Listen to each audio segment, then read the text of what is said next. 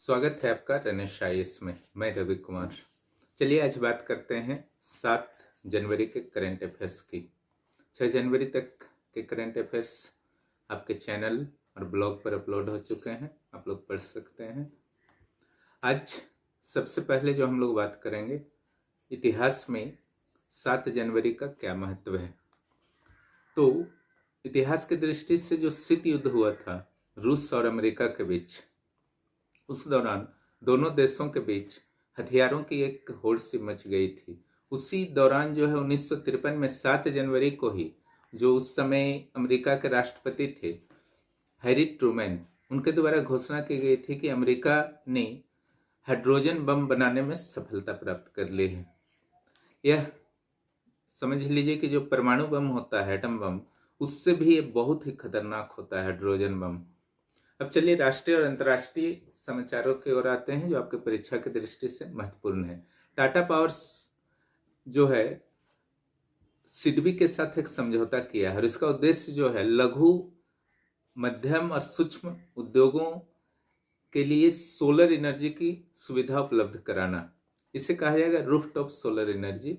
इसके लिए सिडबी जो है टाटा पावर में कोई एक तरह से समझ लीजिए धनराशि उपलब्ध कराएगा। लघु, मध्यम और सूक्ष्म उद्योगों के लिए रूफटॉप सोलर एनर्जी की व्यवस्था की जाएगी।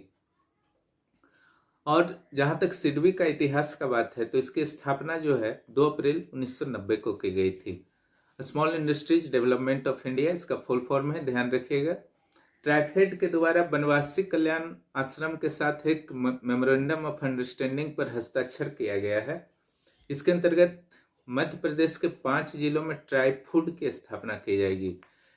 ट्राइफूड यानी कि जो आदिवासी क्षेत्र में जो भी फूड प्रोडक्ट्स होते हैं उसके विपणन को यानी कि मार्केटिंग को प्रोत्साहन देने के लिए इसका प्रयोग किया जाएगा। ट्राइफेड के इतिहास पर अगर नजर डालिए तो इसकी स्थापना जो है 1967 में हुई थी और इसका मुख्यालय जो है दिल्ली में है और यह मिनिस्ट्री ऑफ ट्राइबल अफेयर्स के अधीन वर्क करता है। ट्राइफेड जो अभी मिनिस्ट्री ऑफ ट्राइबल अफेयर्स के मिनिस्टर हैं वो है श्री अर्जुन मुंडा।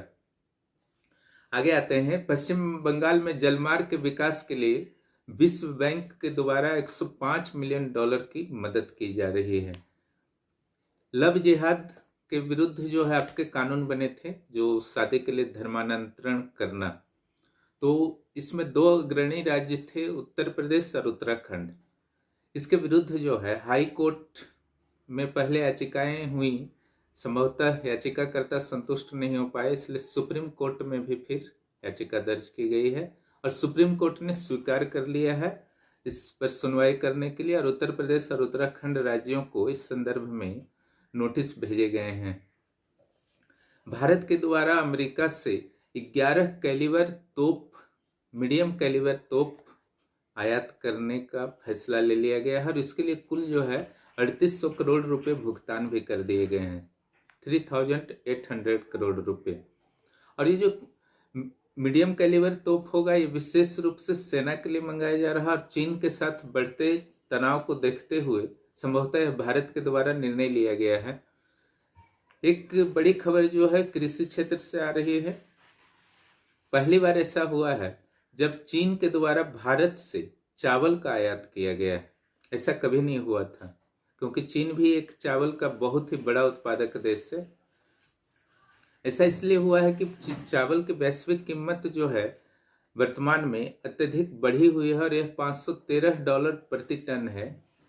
और दूसरी ओर भारत में अगर कीमत देखा जाए तो ये मात्र $384 प्रति टन है। वहीं वियतनाम में 384 की जगह जो है $502 प्रति टन है। इसके कारण भारत से जो है चावल आयात करने के लिए अलग अलग देशों के द्वारा अत्यधिक प्रयास वर्तमान स्थिति में किए जा रहे हैं। लेकिन चावल या किसी भी उत्पाद के निर्यात के लिए कंटेनर्स, बड़े बड़े कंटेनर्स की आवश्यकता होती है। कंटेनर्स समझ सकते हैं कि बड़े बड़े बॉक्स की तरह होते हैं जिससे जो पानी जहाज़ों पर लाद दिया जाता है और दूसरे देशों तक निर्यात करने में फिर सुविधा होता है। निर्यात आयात में कंटेनर्स का बहुत ज़्यादा यूज होता है। लेकिन ये कंटेनर्स सप्लाई कहाँ से होते हैं? यूरोप और अमेरिका से। लेकिन यूरोप और अमेरिका द्वारा खास करके एशियन कंट्रीज में इधर कंटेनर की सप्लाई जो है अभी थोड़ी कम है, जिसके कारण भारत जो है चाह करके भी चावल का निर्यात बहुत ज़्यादा नहीं कर पा रहा है। अब चलिए राज्यों के करंट अफेयर्स की ओर। तो सबसे पहले उत्तर प्रदेश के करंट अफेयर्स पर हम लोग बात करते हैं। किसानों की आय को दुगना करने के लिए उत्तर प्रदेश सरकार के द्वारा एक 3 सप्ताह का मिशन चलाया जा रहा है और यह होगा किसान कल्याण मिशन। यह कैंपेन जो है कुल 3 सप्ताह चलेगा। इसमें जो विशेष रूप से ध्यान दिया जाएगा कि पहला, किसान जो है सरकारी योजनाएं जो भी हो, फसल बीमा योजना या सॉइल से रिलेटेड जितनी योजनाएं हैं और ऋण से संबंधित जितनी योजनाएं हैं भारत सरकार की, उत्तर प्रदेश सरकार की, सभी का लाभ हर किसान को मिले, इसके लिए किसानों को जागरूक किया जाएगा। साइंटिफिक तरीके से और आधुनिक तरीके से कैसे खेती करें कृषक, इसके बारे में जानकारी दी जाएगी। इसके लिए समय समय पर एक तरह से सम्मेलन बैठक की तरह आयोजन होगा। वो वर्चुअल भी हो सकता है या प्रत्यक्ष रूप से भी हो सकता है। इसमें अलग अलग साइंटिस्ट भाग लेंगे, कृषि विभाग के अधिकारी कर्मचारी भाग लेंगे, साथ ही उन कृषकों को भी आमंत्रित किए जाने की योजना है जो पहले ही सफल हो चुके हैं कृषि क्षेत्र में। इन्हें प्रगतिशील किसान की दर्जा दी गई है, प्रोग्रेसिव फार्मर्स। ठीक है, बहुत ही अच्छा कदम है। और साथ ही जो है एक प्रदर्शनी भी लगाने की योजना है जिसके माध्यम से कृषकों को प्रोत्साहित किया जाएगा कृषि के साथ साथ कृषि से संलग्न क्षेत्रों में भी अपने निवेश करने को, ताकि उनकी आय जो है कुछ बढ़ सके, उन्हें अतिरिक्त आमदनी प्राप्त हो सके। उत्तर प्रदेश से ही एक न्यूज है कि वो नई संस्कृति नीति बनाने की योजना उत्तर प्रदेश सरकार द्वारा बनाई जा रही है। संस्कृति नीति जब बनती है उसके बारे में जो भी डिटेल्स आते हैं फिर से बता दिया जाएगा आपको। उत्तर प्रदेश के 4 शहरों में भारतेंदु नाट्य अकादमी की स्थापना की जाएगी और वे शहर हैं वाराणसी, प्रयाग, गोरखपुर और मथुरा। अगला जो है, उत्तर प्रदेश सरकार ने निर्णय लिया है कि जो पंचायत चुनाव वहां पर होने वाले हैं, वहां जिस पंचायत क्षेत्र में पिछले 25 वर्षों से आरक्षण की व्यवस्था थी, इस बार वहां पर आरक्षण की व्यवस्था नहीं होगी, यानी कि वो सामान्य सीट की तरह व्यवहार किए जाएंगे। अब आते हैं झारखंड के कुछ करंट अफेयर्स पर। पवन ऊर्जा के उत्पादन है तो रांची में जो आपके HEC कंपनी है उसके द्वारा एक 500 करोड़ रुपए का समझौता किया गया है, वो है स्काई विंड कंपनी। इसके अलावा इसके साथ ही पवन ऊर्जा के उत्पादन में HEC का प्रवेश होगा। झारखंड में किस किस स्थान पर हल्दी और तसर जोन विकसित किया जाएगा? ठीक है, सरकार ने निर्णय ले लिया हल्दी और तसर जोन। ये आपका सरायकेला खरसावां जिला का 2 स्थान है, खरसावां है और दूसरा कुचाई है। ठीक है, एक और समाचार समझ लीजिए शैक्षणिक क्षेत्र से है।